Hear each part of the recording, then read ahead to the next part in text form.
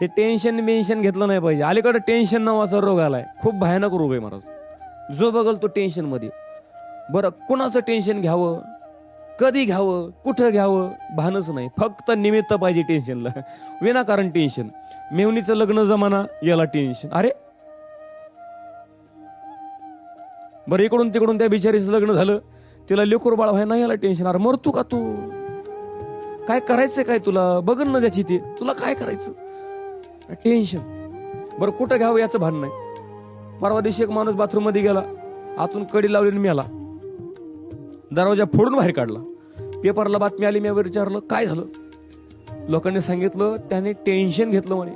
म्हणलं बाथरूम मध्ये? आरती काय टेन्शन घ्यायची जागा काय येड्या? अरे फ्रेश व्हायच्या जागेमध्ये तू टेन्शन घेतो म्हणजे तू माणूस आहे का?